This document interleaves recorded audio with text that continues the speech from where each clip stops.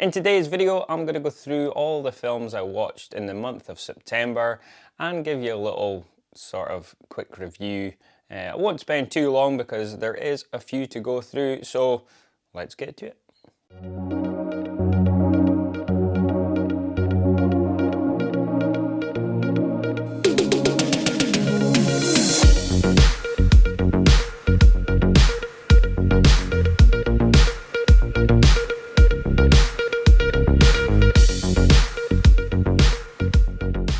We have 29 films to get through. I ain't going to go into too much depth of the films. I'll just give you a quick overview and what I thought of the film. So the first film up this month that I watched is none other than Tenet from Christopher Nolan. This is my second time watching this film, and I have to say on second viewing it is better. I think the first time around I only gave this one a 3 out of 5, and now I give this one a 4 out of 5. So that is Christopher Nolan's Tenet. Next up we have a film called Deep Cover from the Criterion Collection. It's directed by Bill Duke and it stars Lawrence Fishburne and Jeff Goldblum. Really interesting film, quite enjoyed it. I think I gave this one 3.5 out of 5. Moving on, the next film we have here is a classic from 1948, and that is The Red Shoes. All about a young ballerina who is torn between her dedication for her profession and the love of a young composer, because her director wants her just to focus solely on her job. Really interesting film, visuals are stunning, and I would really like to see the Criterion 4K of this one, but The Red Shoes, I give this one a 4 out of 5. Next one up I actually watched on streaming, and that is Mank from David Fincher, starring Gary Oldman, about the story of Herman Mankiewicz, who famously wrote Citizen Kane. It was just okay for me, didn't really blow me away. Being a David Fincher film, I was hoping for a bit more. So yeah, Mank I only give a 3 out of 5. Next up I watched this classic, Singing in the Rain, from 1962, I think it is. Is it 1962? Yeah, 1962. Starring Gene Kelly, Debbie Reynolds and Donald O'Connor. Really good musical, a lot of fun. The 4K of this is absolutely stunning. I definitely think if you like Singing in the Rain, yeah, you should consider picking this 4K up. It's really worth having in your collection. So yeah, Singing in the Rain, 4 out of 5 for me. Next up, I watched this film noir here called Detour from 1945. This one was really enjoyable. It's a really quick watch. I think it's only 69 minutes. All about a guy who has to get from New York to LA to catch up with his girlfriend who's moved for work, and something happens along the way which is really interesting, and a film noir can't be without a great femme fatale. So yeah, Detour, really enjoyed this one. I think I gave this one a 3.5 out of 5. Next up I have here is La Dolce Vita from Federico Fellini from 1960. This one for me, I just didn't really get on with it that much. I could see how good I could see the great filmmaking in this, but I don't know if it's just the time I watched it, I just wasn't really getting into it. It's quite a long film, so La Dolce Vita, I think I'll have to give this one a rewatch at some point, but this one only gets 3.5, no, 3 out of 5 for me so far. Next up, a film from my childhood, and that is Transformers the movie, and this one is on 4K. Not as good as I remember, unfortunately. I thought this was amazing back as a kid, but unfortunately on rewatch, yeah, I only gave this one a 2.5 out of 5. The next films I've watched on streaming, and the first one up was Carlito's Way from Brian De Palma, starring Al Pacino. Really enjoyable film about Al Pacino sort of getting out of prison and then sort of slowly getting drawn back into the criminal element. But yeah, really enjoyable film, Carlito's Way. I gave it a 3.5 out of 5. After that, I watched Starship Troopers, directed by Paul Verhoeven.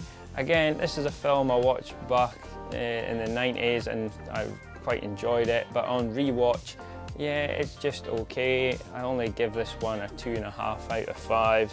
After that, on Disney Plus, I finally got to see Thor: Love and Thunder, as I was wanting to go see it in the cinema. And man, am I glad I didn't go to see it in the cinema, because it's bad.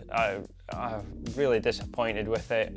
I loved Thor Ragnarok, and I thought Taika Waititi would bring another great film to screen, but I think because he solely wrote this film himself, the comedy is just too much, too over the top, I think. I love comedy, but you've got to get that right balance, I think, and unfortunately Thor: Love and Thunder doesn't, and only gets a 2 out of 5 from me, I'm afraid. After that, I watched Jordan Peele's Us. Yeah, this is the first time I've seen Us from Jordan Peele. The 4K of this was really nice, but unfortunately I didn't really enjoy the film as much. It's okay, it's really well made. I still prefer Get Out. I think Get Out is really good. I think Get Out's a 5 out of 5 film for me, but Us I'm giving a 3 out of 5. It's an interesting enough film. I am really interested to see Nope. That's Us. 4K is really nice, worth a check out anyway. Yeah, Us, 3 out of 5. Next up we have Raging Bull from Martin Scorsese, starring Robert De Niro, playing the boxer Jake LaMotta. This film is really good, the 4K is really good, and if you haven't heard of Raging Bull, then I'm sure you've heard of Raging Bull. As like you say, Scorsese is such a good director. I give this one a 4 out of 5, definitely worth a look. Next up, I actually purchased this one on Apple TV as it was on 4K there. That one is Lawrence of Arabia, because I missed out on getting the Steelbook and I missed out in the Columbia Classic set, which it goes for an absolute fortune. Lawrence of Arabia, wow, what a film, absolutely epic in scale. The visuals in the 4K, even the stream, man, I wish I got the disc. Hopefully one day Sony, you'll give us just a standard release of it, I'm sure you will. But wow, what a film. It's epic in length. Actually, I had to watch it over a couple of nights, but this one is a classic for a reason and you should give it a watch. I gave this one 4.5 out of 5. After that, I watched a documentary film on Disney Plus called Free Solo, all about a climber called Alex who is into soloing. So free soloing is basically climbing up anything, mostly just scary mountains and hills without any safety equipment.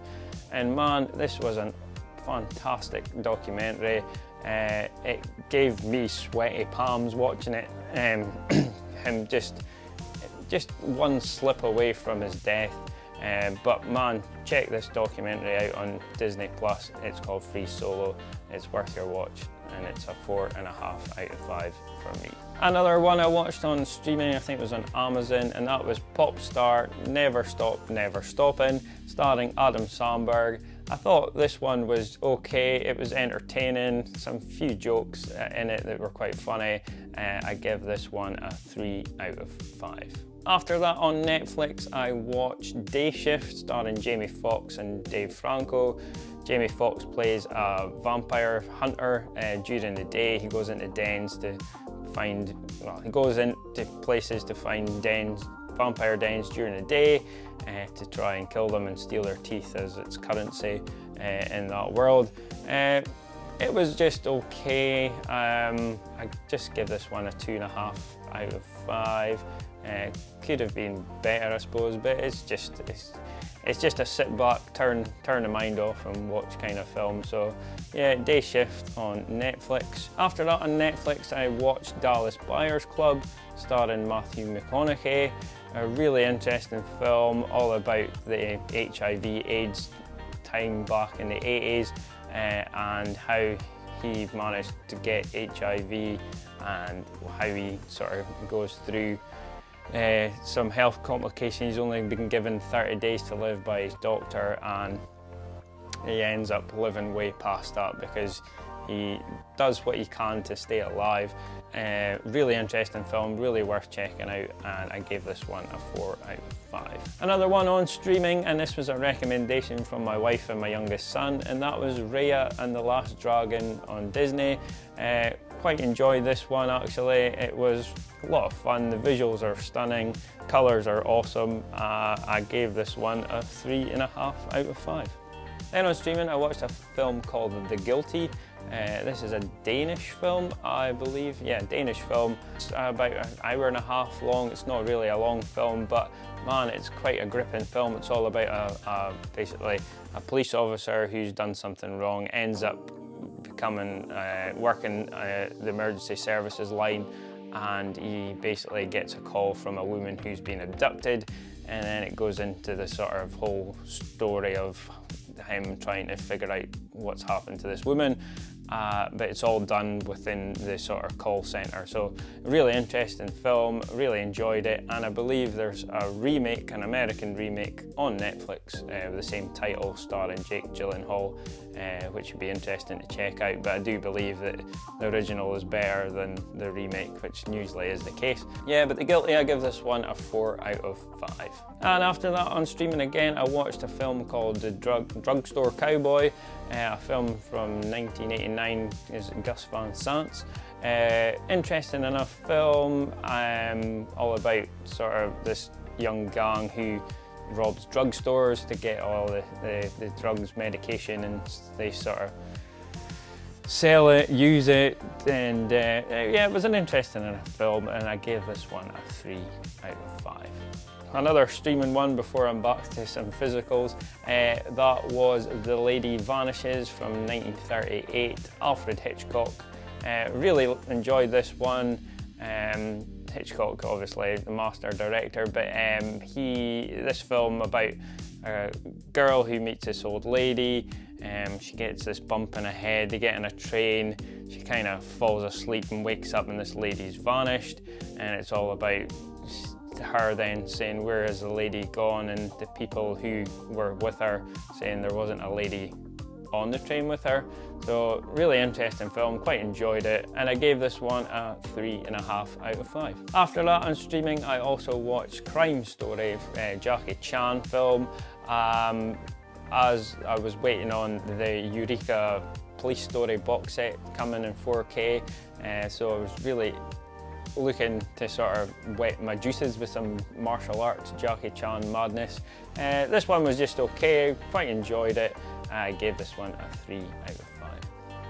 After that I watched the film Local Hero from 1983. It's all about an oil firm who's looking to buy up the patch of land in Scotland, and they send who they believe one of their workers over to Scotland to try and get the locals to sell up their land. And it's a really interesting story of how the locals are quite happy to sell, apart from this sort of one guy in a shack, but the American exec that goes over starts falling in love with the place and doesn't want them to give up it to the big oil company. So really interesting film. I think it's a cult classic. I really enjoyed this one. It gets a 4 out of 5 from me. Next up we have an absolute classic, and that is Billy Wilder's Double Indemnity. 1944. I think this film is absolutely fantastic. It's a masterpiece for me. Really, if you haven't seen Double Indemnity, you do yourself an injustice. Check this one out because it's fantastic. Give this one 5 out of 5. Yeah, this one is a classic. This one's a 4K from Criterion. I had to import this one over from America. Love this film. I've got the Eureka Masters of Cinema one as well, but when I seen it was on 4K, I had to pick this one up because it's a 5 out of 5 film for me, and really worth your time. Film noir at its finest. If you haven't seen Double Indemnity, then do so. It's worth every minute of your time. After that, I've watched this film here, Bad Times at the El Royale. It was quite an enjoyable watch. Not really much to say other than the 4K was quite nice. It's got a great cast in it. Jeff Bridges, Dakota Johnson, you've got Chris Hemsworth, Jon Hamm.